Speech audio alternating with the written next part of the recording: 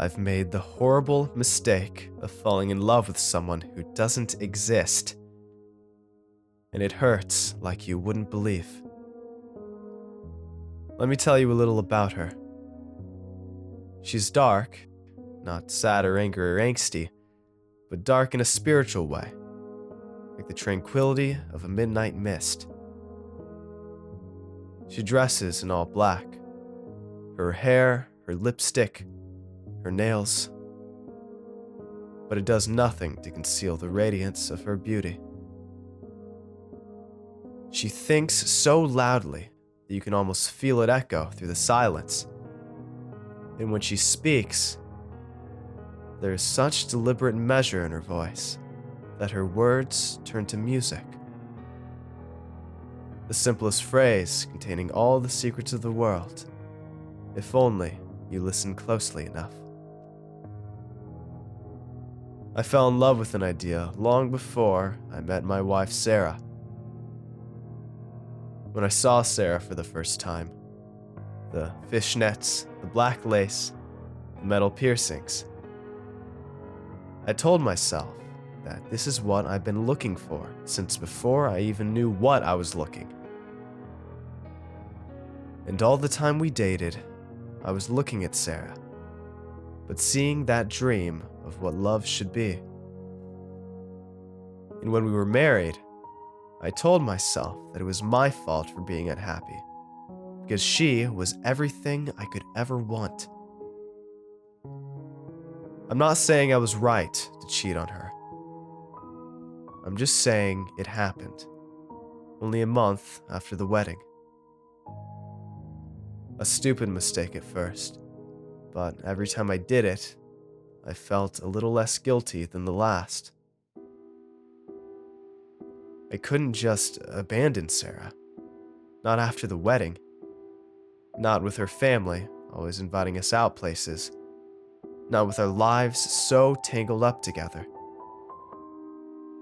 She'd tell me these horrible confessions about how she used to hurt herself when she was little. How she'd even thought about suicide before she found me. If I left her, and something were to happen, I don't know how I'd ever forgive myself. The worst part about it was, Sarah knew I was cheating. I'd tell her that I had to go to a conference for work over the weekend, and she'd just press her lips together and force a smile, like she had no right to ask questions, like she deserved to suffer. She made it so easy that I just kept getting lazier with my lies. Out with friends, I'd text her, not bothering to say with who or when I'd be back. Staying out late, don't wait up. And I wouldn't be home until morning, if that even was my home. I wasn't happy, but I didn't notice so much while I was distracted with the perverse thrills of being in control like that. I was my own master, and Sarah was, well, whatever I told her to be. I don't know how long it could have gone on like that, but I knew something had to change when she finally worked up the courage to ask me to my face. Are you with any other women? I'm sorry to have to ask, it's just my insecurity talking. I just want to hear you say, of course not. Just you, baby. Forever and ever. I almost told her the truth, but her standing there, wringing her hands, hearing the catch in her voice as she forced the words out, I just couldn't do that to her. It wasn't cowardice that made me lie. It wasn't love either. It was pity. Her dark eyes fixed on me, sparkling with curious intensity. There it was again, that tight-lipped smile. And something more this time. The smile was quivering at the corners, like too little skin stretched over too much space. Say it again. I want to hear it. You're the only one for me. I was getting more than a little uncomfortable. It wasn't just the situation either. There was a sharp sting like a needle in my palm. I rubbed the spot without looking. Again, tell me you never lie to me. Never. I promise. My hand was hurting worse than ever. She glanced at it, and I followed her gaze. A trickle of blood snuck through my closed fingers. There was a gaping wound, like I had grabbed the blade of a knife. Again. What's going on? How did this happen? Again! She shouted, all pretenses of her smile gone. Tell me that you love me. I love you, I shouted, rushing to the kitchen sink to wash the wound. And then I screamed. The wound was growing before my eyes, the skin savagely stretching as though invisible hands were digging their fingers into the hole.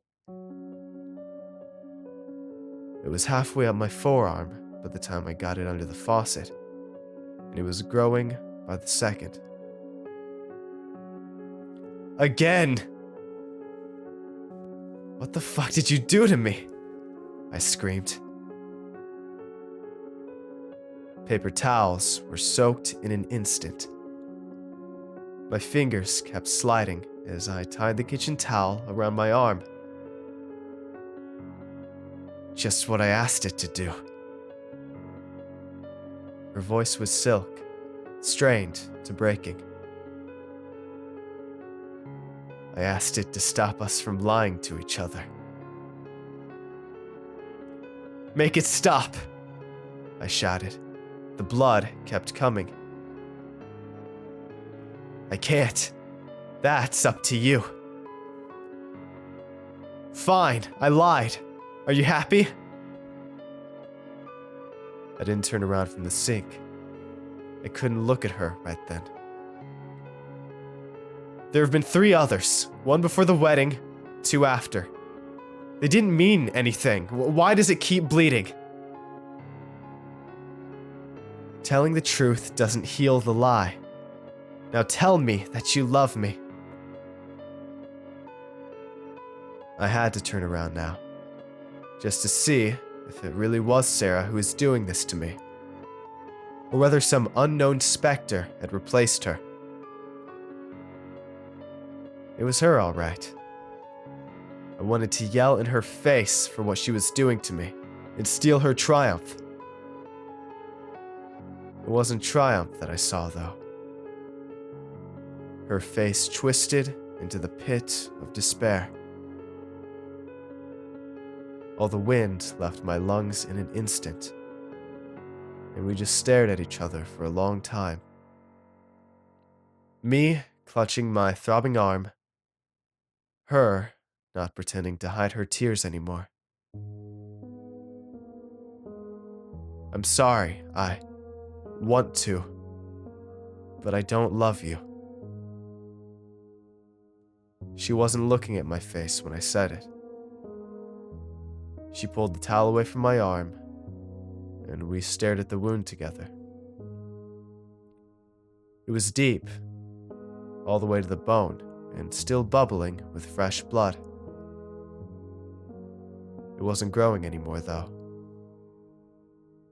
I wasn't lying this time. It's okay, she said. Thank you for being honest. After all this, I don't think I love you either. My wound hurt like hell, but it was nothing like watching the bloody cut appear just above her eye. She must have felt it. I don't know what she was trying to prove when she kept talking. I never loved you. It was just my family, always worried about me, always pressuring me to find someone. I would have been happier alone, trust me. The wound was growing by the second.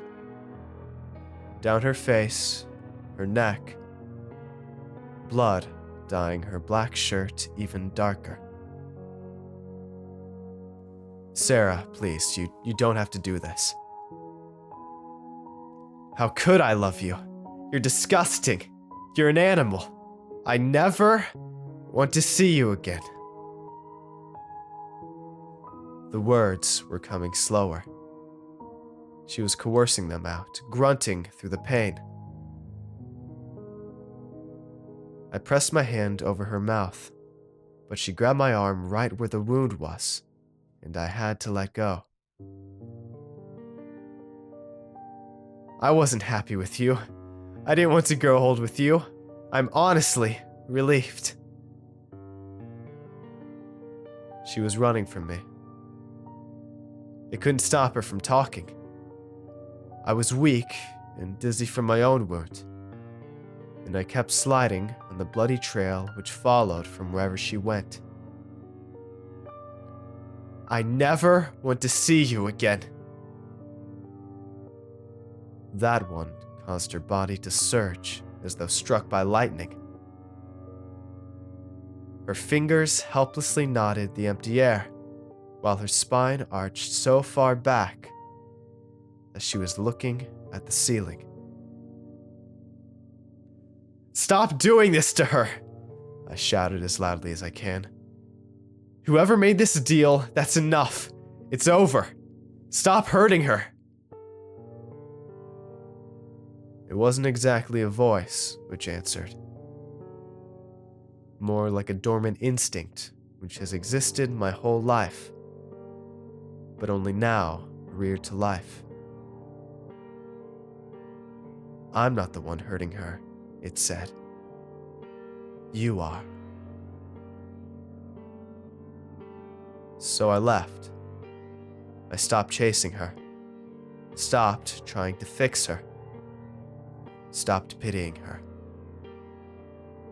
I just grabbed my keys and left. I didn't speak to her over the next few weeks. Her family told me when she wasn't around, giving me the chance to clear out all my stuff without bumping into her. I asked them how she was doing, but never got an answer more clear than, she'll survive. The wound on my arm? It healed a long time ago.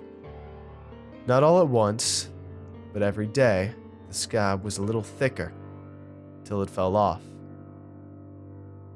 And then every day, the scar was a little lighter, till it was barely visible. I don't know if it'll be there for the rest of my life, but I don't think about it when I'm falling asleep anymore.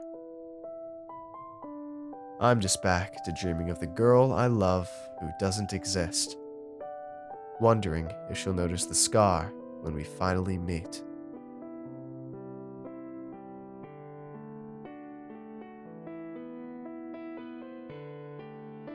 Hey everyone, I hope you enjoyed today's video. If you want to see more, let me know in the comments below, and tell me what you thought of this narration. Make sure to follow me on Twitter for updates, and if you'd like to get early videos, shoutouts, high-quality MP3 downloads of my narrations, and much, much more, I'd appreciate it if you check out my Patreon page. It's a place where you can help support my channel while getting awesome rewards in the process, and every pledge helps out a ton, no matter the size. So if you'd like to see all the rewards I offer and consider becoming a patron, it'd mean a ton to me if you'd click the link in the description and just check it out. And don't forget to show some love to the amazingly talented authors who make these narrations possible. Have a good night, everybody. Cheers.